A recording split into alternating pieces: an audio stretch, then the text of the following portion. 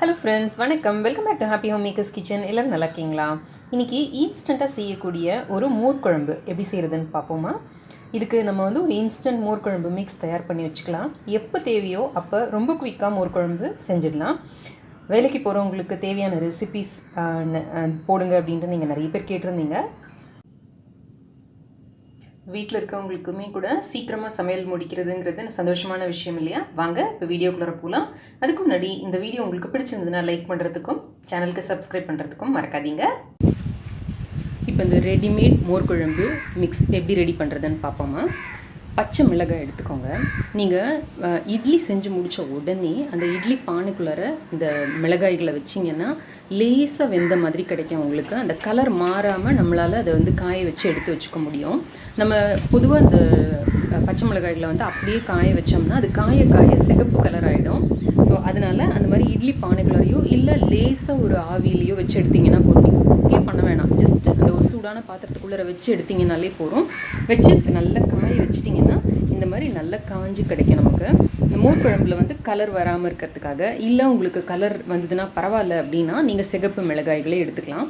1 table spoon அளவுக்கு துவரம் பருப்பு எடுத்திருக்கேன். 2 டேபிள் ஸ்பூன் அளவுக்கு காய்ந்த தனியா விதைகள் அதை எடுத்திருக்கேன். 1/4 டீஸ்பூன் அளவுக்கு கடலை பருப்பு எடுத்திருக்கேன். அதே 1/4 டீஸ்பூன் அளவுக்கு சீரகம், ஒரு 2 சிட்டிகை அளவுக்கு பச்சரிசி, இது அந்த திக்னஸ் கொடுக்கறதுக்காக, ஒரு 2 டேபிள் ஸ்பூன் அளவுக்கு உலர்ந்த தேங்காய் துருவல், கொப்பரை துருவல். இப்போ இது எல்லாத்தையும் சேர்த்து நம்ம மிக்சியில் போட்டு நல்லா பொடி பண்ணி எடுத்துக்க வேண்டியது தான். ஒருவேளை இதெல்லாம் கொஞ்சம் உங்களுக்கு சரியாக பொடிப்படாதுங்கிற மாதிரி தோணுச்சு, இல்லை வென்ட்ராக இருந்துச்சு அப்படின்னா லேசாக ஒரு பெரட்டி வெறும் எண்ணெய் சட்டியில் ஒரு பெரட்டி எல்லாத்தையும் எடுத்து அதை அரைச்சிட்டிங்கன்னா போகிறோம். ஒரு மிக்சி ஜாரில் இது எல்லாத்தையும் போட்டு நம்ம பொடி பண்ணி எடுத்துக்கலாம். மிளகாய்கள் இது உங்களோட கார அளவுக்கு ஏற்றபடி அட்ஜஸ்ட் பண்ணிக்கோங்க. மிளகாயோட காரம் உங்கள் கார அளவுக்கு ஏற்றபடி.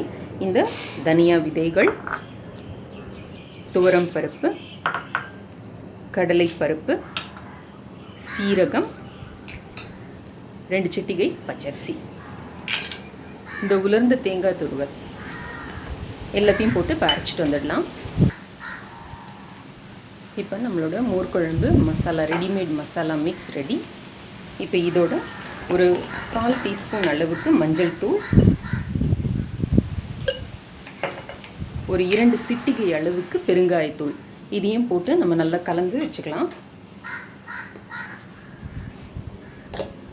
இப்போ நம்மளோட மோர் குழம்பு மசாலா மிக்ஸ் ரெடி.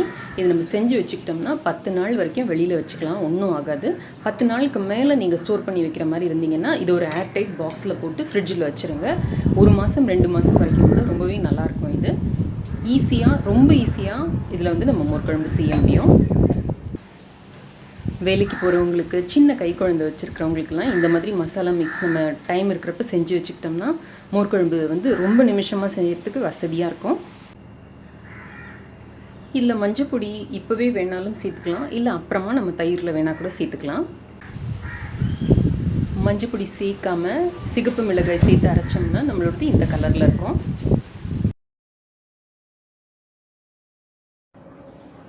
இப்போது நான் ஒரு கப் அளவுக்கு தயிர் எடுத்திருக்கேன், நல்ல கெட்டி தயிர். இதை வந்து நல்ல முள் கரண்டியில் இப்படி கலந்து விட்டுக்கோங்க. அப்போ அது நல்லா ஸ்மூத் ஆகிடும், அந்த கட்டியெல்லாம் இல்லாமல் இதாகிடும். இப்போ இதோட ஒரு 1/4 டீஸ்பூன் அளவுக்கு மஞ்சள் தூள் ஆட் பண்ணிக்கலாம். அப்புறமா 1 டேபிள் ஸ்பூன் அளவுக்கு இந்த மோர் குழம்பு இன்ஸ்டன்ட் மிக்ஸ். இந்த இது வந்து அளவு உங்களுக்கு ஏற்றபடி நீங்கள் கூட குறைவ கூட ஆட் பண்ணிக்கலாம். டேஸ்ட் பண்ணி பார்த்துட்டு கூட சப்போஸ் உங்களுக்கு வேணும்னா ஆட் பண்ணிக்கலாம். ஸோ இதையும் போட்டு நல்லா அந்த முள்கரண்டி வச்சு மிக்ஸ் பண்ணிங்கன்னா இது நல்லா மிக்ஸ் ஆகிடும். மிக்ஸ் பண்ணோன்னே இது ஒரு பாத்திரத்தில் எடுத்துக்கலாம். இதுக்கு இப்போ தேவையான அளவு உப்பையும் இதில் போட்டுடலாம். நான் வந்து கிட்டத்தட்ட 400 கிராம் அளவுக்கு சேப்பங்கிழங்கு எடுத்து தோல் உரித்து வேக வச்சு கட் பண்ணி வச்சுருக்கேன், ரெடியாக வச்சுருக்கேன். ஸோ அந்த சேப்பங்கிழங்கு இந்த தயிர் ரெண்டுத்துக்கும் சேர்த்து உப்பு ஆட் பண்ணிடுறேன். இதையும் நம்ம மிக்ஸ் பண்ணிக்கிட்டோம்னா நம்ம கலக்கிறப்ப எல்லாம் நல்லா கலந்து நமக்கு கிடைக்கும். இதை இந்த பாத்திரத்தில் எடுத்துக்கோங்க. ஈக்குவல் அமௌண்ட் தண்ணியும் ஆட் பண்ணிட்டோம்னா நமக்கு கன்சிஸ்டன்சி கரெக்டாக இருக்கும். ஒருவேளை உங்களுக்கு திக்காக வேணும் அப்படின்னா தண்ணியோட அளவை குறைச்சிக்கோங்க. நான் யூஸ்வலாக தயிர் அளவு அதே அளவு தண்ணி ஆட் பண்ணிப்பேன். நம்ம பருப்புலாம் ஆட் பண்ணியிருக்கோம் இல்லையா? ஸோ இந்த மோர் குழம்பு வந்து கொதிக்கிறப்ப கண்டிப்பாக திக்காகும். ஸோ இதுக்கும் சரியாக இருக்கும். இப்போது இதை நம்ம வந்து கொதிக்க வச்சுக்கலாம். மோர் குழம்பு எப்போவுமே நிதானமான தீயில் வைக்கணும், இல்லாட்டி மோர் வந்து திரிஞ்சு போயிடும். மெதுவாக அந்த ஒரு கொதி வர ஆரம்பிச்சதுன்னா போகிறோம்.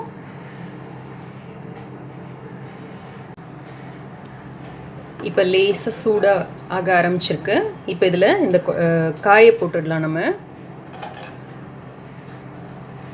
போட்டுட்டு அது லேசாக நுரைச்சி வர்றப்ப நம்ம நிறுத்திடலாம். ரொம்ப கொதிச்சதுன்னா மோர் குழம்பு திரிஞ்சு போயிடும்.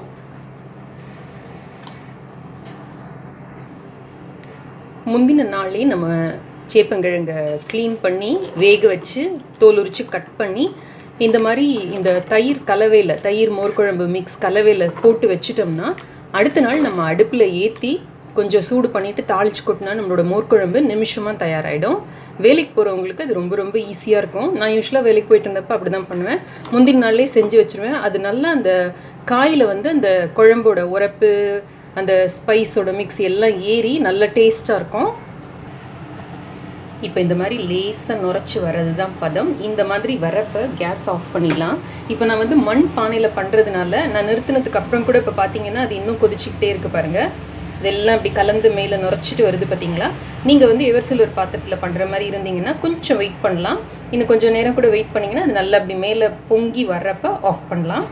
இது பானை வந்து நல்ல சூடு பிடிக்குங்கிறது தாங்குங்கிறதுனால நான் முதல்லையே நிறுத்திட்டேன். பார்த்தீங்கன்னா இப்போ நல்லா அந்த நுரை வருது பாருங்கள். பார்த்தீங்கன்னா முன்னைக்கு நல்லா நுரைச்சி வர்றது தெரியும். இவ்வளோதான் பதம். இதுக்கு மேலே கொதிக்க விடாதீங்க. நீங்கள் எவர் சில்வர் பாத்திரத்தில் வைக்கிற மாதிரி இருந்தாலும். இப்போ இதுக்கு தாளித்து கொட்டிட்டோம்னா நம்மளோட இன்ஸ்டன்ட் மோர் குழம்பு மிக்ஸ் மோர் குழம்பு ரெடி. இப்போ மோர் குழம்புக்கு தாளிச்சிக்கலாம். நான் ஒரு டீஸ்பூன் அளவுக்கு தேங்காய் எண்ணெய் எடுத்திருக்கேன். இதில் ஒரு 1/4 டீஸ்பூன் அளவுக்கு கடுகு, ஒரு 1/4 டீஸ்பூன் அளவுக்கு உளுத்தம் பருப்பு, ஒரு சிகப்பு மிளகாய், கருவேப்பிலை இலைகள். இதை எடுத்து மோர் குழம்புல ஊற்றிடலாம். இப்போது தாளிச்சாச்சு. உங்களுக்கு தேங்காய் எண்ணெயோட ஃப்ளேவர் பிடிக்கும் அப்படின்னா நல்ல ஒரு 1/2 டீஸ்பூன் அளவுக்கு தேங்காய் எண்ணெய் விட்டிங்கன்னா ரொம்ப நல்லாயிருக்கும் மோர் குழம்புல. தாளிக்கிறதுக்கும் தேங்காய் எண்ணெய் தான் அதுக்கு நல்லாயிருக்கும். விருப்பமான கொத்தமல்லி இலைகளும் கட் பண்ணி இதில் போட்டுக்கலாம். இப்போ நம்மளோட இன்ஸ்டன்ட் மோர் குழம்பு வித் மோர் குழம்பு மிக்ஸ் ரெடி.